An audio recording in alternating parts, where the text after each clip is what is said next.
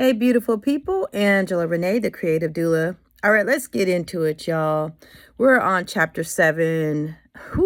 Portals into the unmanifested. And I guess really, let's just talk about what's the unmanifested, right? The unmanifested really is just the Most High God. But let's look at what Eckhart Tolle says.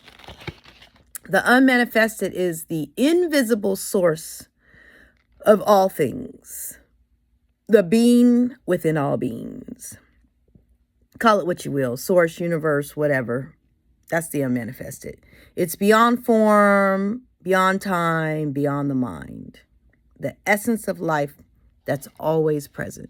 That is the unmanifested. And then he's talking about portals into the unmanifested. So for me, I'm like, this is like saying, okay, how do you connect with God? How do you connect with the Most High God, right?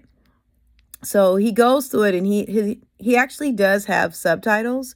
So this time I'm going to look at each subtitle and just give you a brief thought about it. So going deeply into the body is the first subtitle.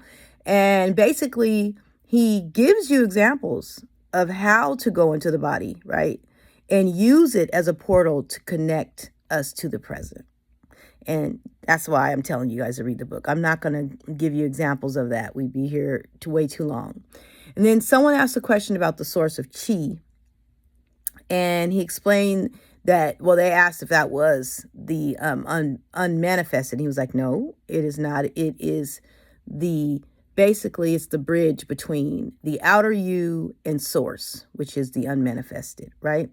So it's like, it says life force energy that flows through us, which we access in presence is my note, right? That's what it is. Dreamless sleep is another subtitle.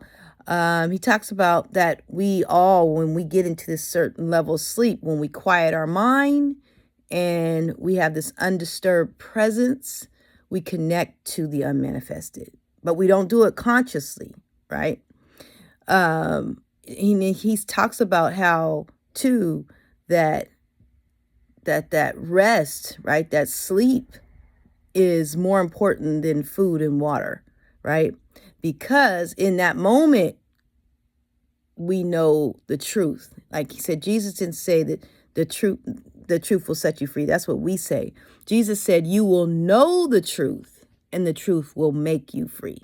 Right? That's different.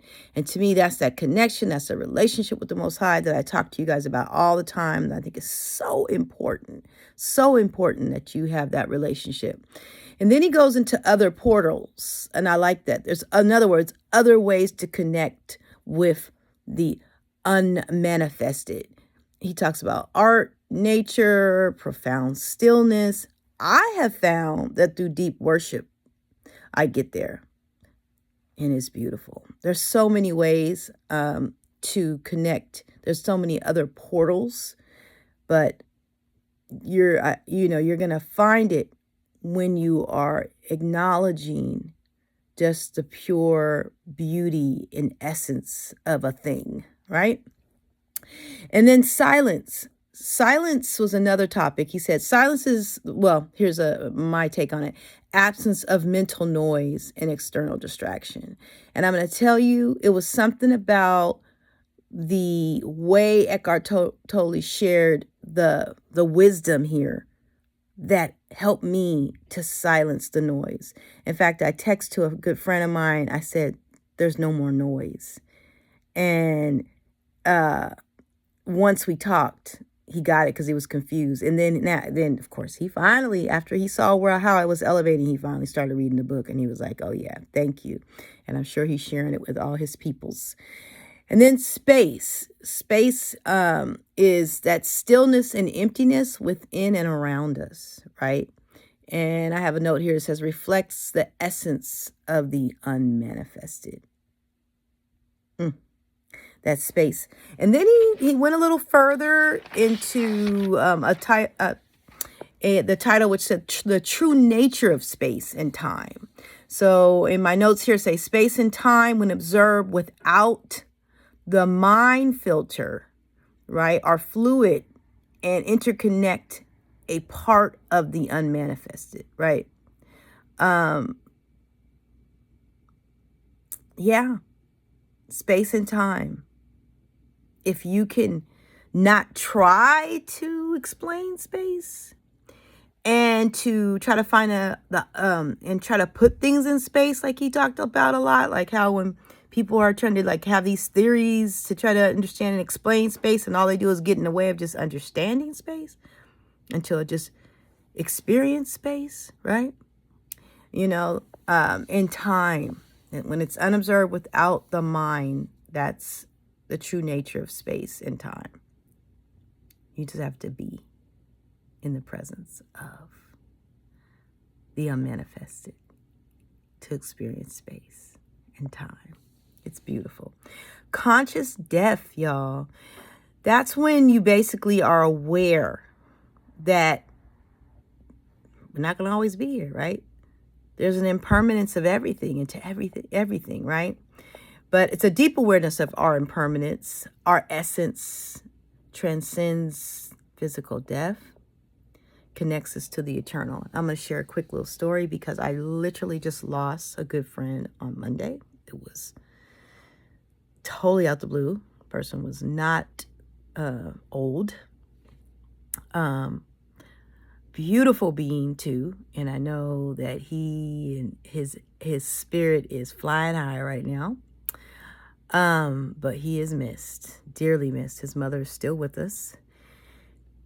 And I got to experience my response to a good friend, someone close to me passing, with this, what I told you guys. I said, there's no more noise. Without the noise. I got to experience it with a higher level of consciousness, connected to the Most High. And I've had these feelings before when people have passed, and I can feel their presence, But I could feel my friend, his soul. And it was like, our relationship's going to be different from now on because he's no longer in the natural, and this body is the body he had. But our relationship doesn't end because I recognize that he still is. He's just no longer here in the physical, right? He's not a he or she, he is his essence. So that was beautiful. It was still challenging. I'm still going to think about the memories and the thoughts I had of him, as the person. I'm not going to say the name, but I didn't cry. I felt very sad. I felt sad for his mother, but I didn't cry. I accepted that. Exactly what we were just talking about, conscious death, the impermanence. And I just reflected and enjoyed every moment we had together. Peace and love, love and light. Angela Renee, the creative doula.